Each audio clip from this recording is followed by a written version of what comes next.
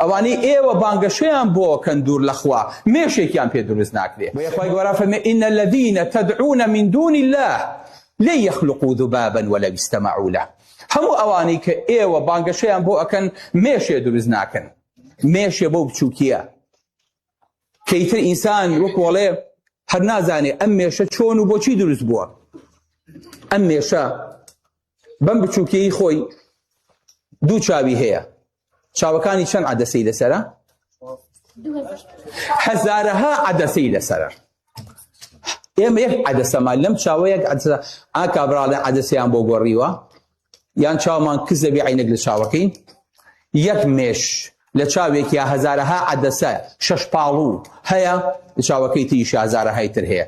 بۆیە مێش 360 لە دوای خۆیە بینێ هەر چوار دەوری خۆی. بۆیە تەوێت کە ئاوای لێ بکەی ئەو پێشەوەی تۆ دەست بجوڵێنی ئەو فڕیوە بۆ چکە دەستی تۆ زۆر بەخاوە بینی ئەو خۆ ئەوە سەریعی بەس ئەو تەسویرەکەی لەبەر چاوە بۆیە پێشەوەی تۆ دەست بەریت ئەو فڕیوە بەردەستێ ناکەوێت. ئەو باڵە بچکۆ لە تەنکەی کە پێوەیەتی لە یەک سانیەیە سەدەها جار ئاوا چێ توانێت پەلی دەستی هەر شوێنێکی هەر ئەندامێکی سەدەها جار ئاوا بجوڵێنێ لە یەک سانیەیە لە یەک چرکەیە.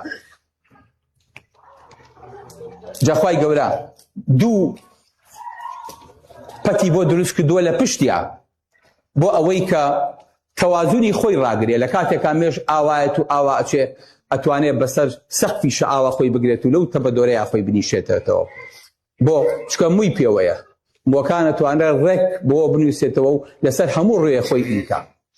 جا قاچەکانی سبحان الله هەرەوە نییە کە قاچ ئەخاتە سەر شوێنێک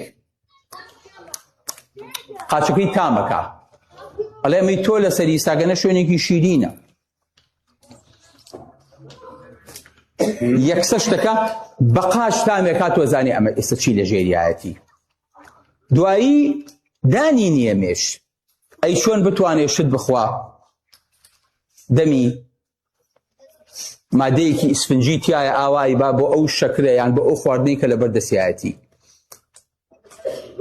اینجا لیکەڕژێنێکی بۆ ئەنێرێ لە دەرەوەی توێنێتەوەی گۆڕێ مادەکە ئەگۆڕێت تەواو هەڵێ شێوێنێ اینجا بە مادە ئیسفنجەکەیە هەڵێم جێت و هەڵێ لوشەی خوا. بۆیە خوای گەورە فەرمێ ئین الذین تدعون من دون الله لن يخلقوا ذبابا ولو استمعوا له. ئەوانەی ئێوە بانگەشەیان بۆکەن دوور لەخوا مێشێکیان پێ دروست ناکرێ بەڵام وئین یسلبهم الذباب شیئا لا يستنقذوه منه. ئەگەر مێشێک شەکرێکیان لێ بفرێنێ ناتوان لێی بچنەوە هەموو ئەرز و ئاسمان هەستێ بۆ چکە هەر لە دەرەوە پێکاتەکەی ئەگۆڕێ پێشەوەی بیخوا واتە هەر بردی گۆڕاوە قوتی نەیاوە لە دەرەوە هەرسی کردووە. خەڵقێکی واکە خوای گەورە بەم وردەکاری و بەم جوانیە ضعف الطالب والمطلوب